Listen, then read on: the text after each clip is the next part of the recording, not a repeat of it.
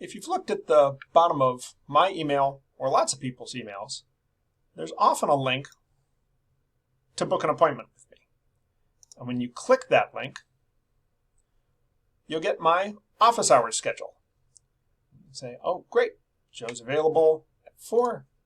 Let's schedule a meeting. And this is just an appointment slot in Google Calendar. It's filled in the name that I gave the appointment and then the name of the Google account that you're signing up with. So if Philander Chase wants to meet with me at 4 o'clock, we can pick a location.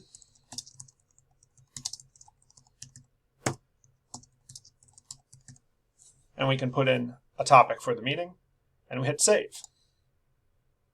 And you'll notice the appointment slot has been taken up, so it's not available to the next person that looks at my appointment calendar.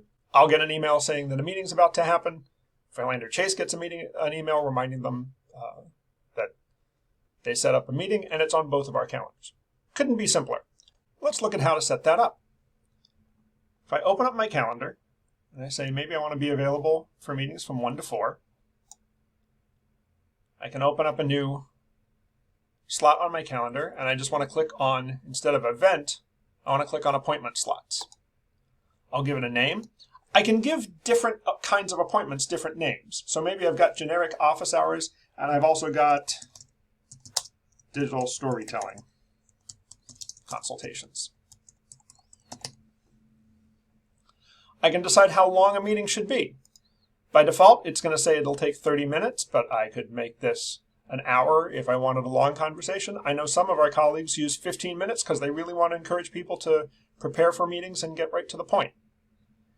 If I look at more options, there are 2 particularly useful ones. Like everything else in Google Calendar, there's an option to repeat it. I can repeat daily, weekly, monthly, or annually. I can repeat every workday. I can do a custom, which would allow me to, for example, say, well, I do want it to be every working day, but I want it to end in 2 weeks. I click Done. The other thing that I can do is I can assign a guest. So imagine if you're on student government and you know that you want student organizations to meet with the finance committee. The finance committee has decided when they're available to meet. You could put all the members in as guests, and that way when a student organization says, here's the slot that we want to take, everybody who needs to come to the meeting is invited that this is when the meeting is really happening. So that's a handy way for a group of people to meet with other groups of people. When I hit save, it just automatically repeats out. And if I click on one of my appointment slots, and you can tell they're appointment slots because of that little 4 square box icon, I get an option to go to the appointment page for the calendar. That's that view that we were just looking at. You can see that I've got different kinds of appointments set up. A faculty member might use this if you've got different office hours for different classes. And what I need is this link from up at the top of my web browser. This is the link that I'd put into my email or onto a syllabus or a link from my website so that people can know how to get in touch with me. This is very handy. I like it a lot. There are 2 things to be aware of. First of all, you can only see this page if you're signed in with a Google account. If you don't have a Gmail account, you won't be able to sign up for a slot. That's not a problem when we're working inside Kenyon, but if you're trying to meet with, say, parents or an outside vendor or a person from a different college, that might slow you down. They wouldn't be able to use these appointment slots. The other thing that's worth noting is that all of these slots on my calendar show up as busy time. So in trying to say, here are good times for me to meet, if anyone just looks at my calendar, I look busy. So I actually look less available to them. So these are 2 things that Google has tried to fix with a new feature that's still under development, so it may change a little bit, called appointment schedules. Let's look at an appointment schedule. So the first thing I need to do to look at an appointment schedule is go into my settings and turn it on. And it's under the general settings. Under appointment schedules, scroll down, preview the new appointment schedules. That will eventually replace appointment slots. So if you're just starting, you might want to start with the thing that Google will move to. Create appointment schedules instead of appointment slots.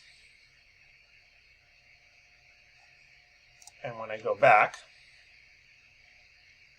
it'll work largely the same way. So let's say I just want to make sure that I'm available for consultations from 8:30 to noon. Well, I'll give that a quick little drag to make it 8:30 to noon. And appointment slots has changed to appointment schedules.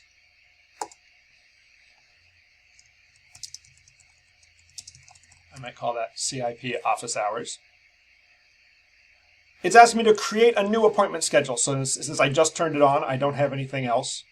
That's what I want to do. If I had already done that, I could add availability. But since this is the first one, I have to create a new one. Hit continue.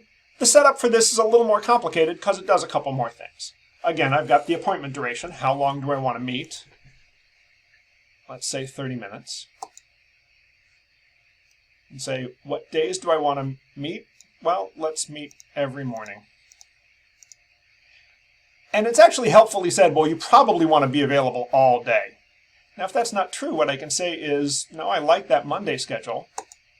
Copy time to all, and they all switch over to 8:30 to noon. At this point, we could be done. There are a couple more things to be aware of. I can set my scheduling window, which by default, you can... So it's asking me whether I want to start on Sunday or right now. Let's make it available now.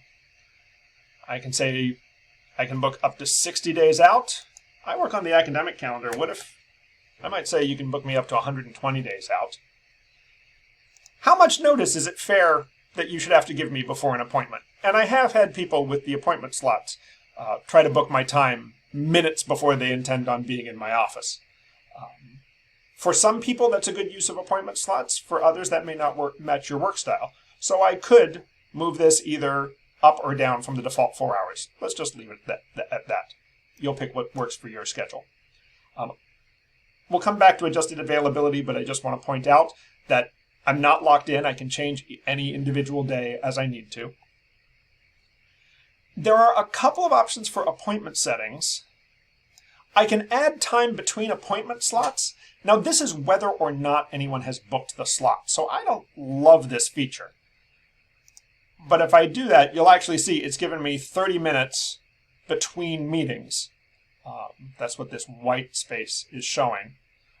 So it's cut down the number of options, but it's given me the time to process what happened in each meeting, which might be very useful, depending on the kind of meeting you have and how much work you're generating in that. The other thing you can do is you can say maximum bookings per day. Let's imagine that you're reviewing, let's imagine you're doing oral exams as a faculty member. You're going to need some time between exams to make sure that you can take your own notes. So you might say, I can meet you anytime all day, but I don't want to meet more than 4 people in a day. So you can limit how many meetings and you can limit how frequent they can be. I'm actually going to leave both of those off and go to the next item. I can define where the location is, or I can work that out with you. I can write a description that that the person who wants to meet with me will see. So I could say, bring your draft, or bring your laptop, or whatever I want to do there. The booking form by default will ask for first name, last name, and any email address, so not just Google users. I can also add other items, like maybe I want your phone number, or I can just do a custom item. So maybe I want to do meeting topic. And maybe I don't want to have meetings with people who can't tell me what the meeting topic is. So I'll make that required. And add item. And then by default, it'll set up a calendar invitation, and it'll send you an email reminder the day before the meeting that you set up a meeting. I'll hit save there. When I click on my new event, I have a share link, and that will give me this link here that becomes what I put in my email signature or embed in my website or send to people. And if I open my booking page, I can see what it looks like. I'm doing this off the CIP's account, so that's the photo and name that it gives me. And you can see that I gave it a big block of half an hour between 8:30 and noon, but it is automatically adjusting times based on what else is in my calendar. If I go back to my calendar, we can see that it's saying, well, the writing group is using the meeting room until 9:30, so you can't meet there until 9:30. And the staff meeting is going to meet, so you can't meet there at that time either. So this is one of the really nice things about it. My calendar appears open the way it really is, but as meetings get scheduled, my appointment slots will close up. Or if meetings get canceled, they'll open up. And this is what, somebody who wanted to meet with me would scroll through, say 9 o'clock on Monday, sure. And again, since I'm logged into a Google account, it pulls in a name and email address, and then I'd have to fill in a topic. If I don't fill in a topic, it tells me, but you do have to. And if I click book, everybody in my office will get an email, so I'm not going to do that. But that's how a user would take up a slot. I hope that's useful to you. Please feel free to get in touch if you've got any question. You can use the link in my email signature to get to me. Thanks very much. Have a great day.